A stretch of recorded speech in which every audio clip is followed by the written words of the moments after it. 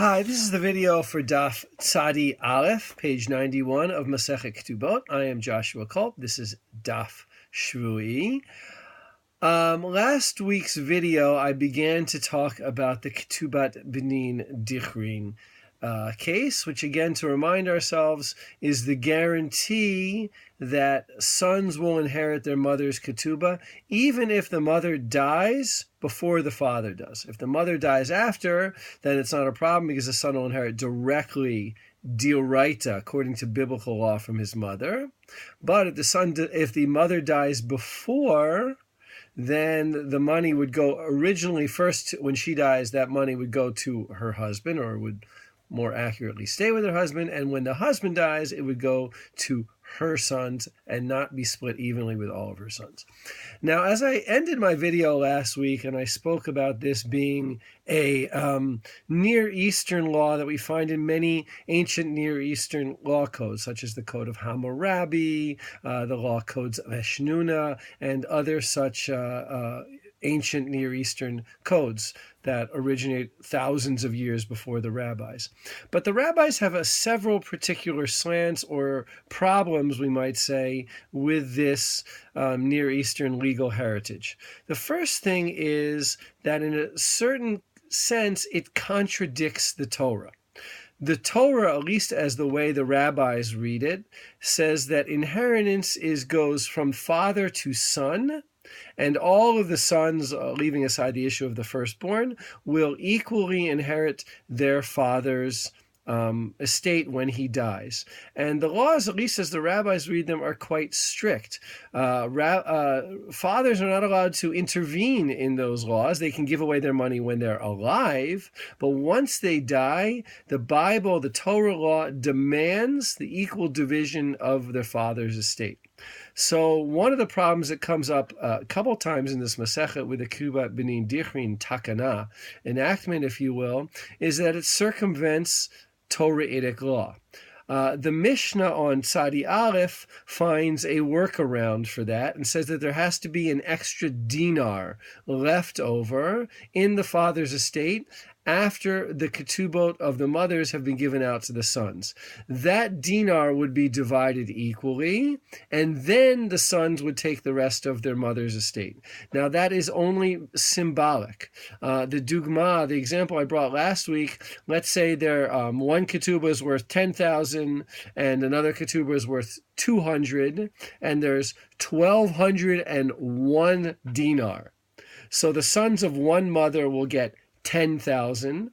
The sons of another mother will get 200. It doesn't matter how many sons there are. And then let's say four of them, or however many there are, will divide one dinar equally according to Torah law.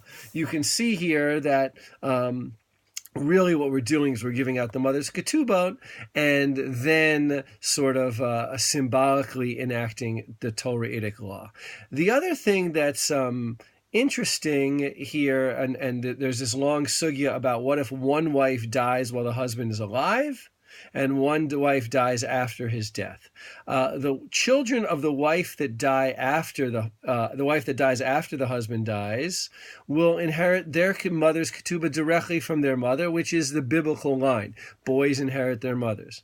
The children whose mother died before will only inherit through the Benin Dichrin clause, which means you have the tension between some children or some sons receiving their inheritance dioraita from the Torah's laws, and some derabanan from rabbinic enactment, which is the tension really brought up in our sugya.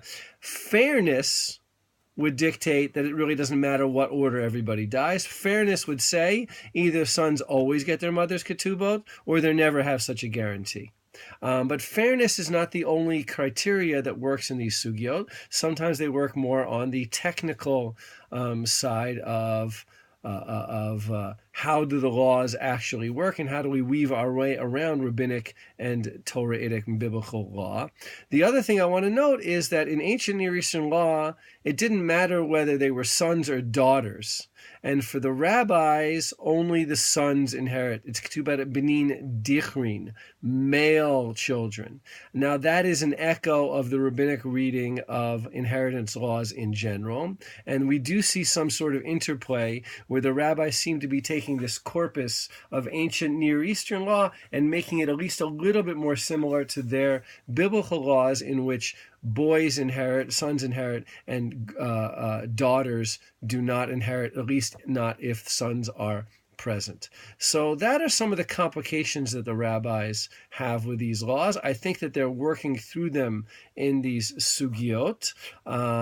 And as much as there's a lot of technical information here, there is a lot to be learned about how rabbinic law works, taking legal institutions, but sort of grinding them through the Beit Midrash type of process of analyzing the sources of everything, the categorization, is it D'oraita, is it D'Rabbanan, and to a certain extent, legal fictions also come into play. We can look at one ketubah as being D'oraita inheritance, such that the sons of the wife who died before the husband died can receive their rabbinic ketubot benin dichrin.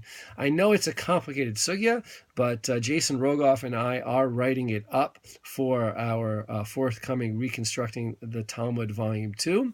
So hopefully at some point you'll see a critical examination of the history of this sugya.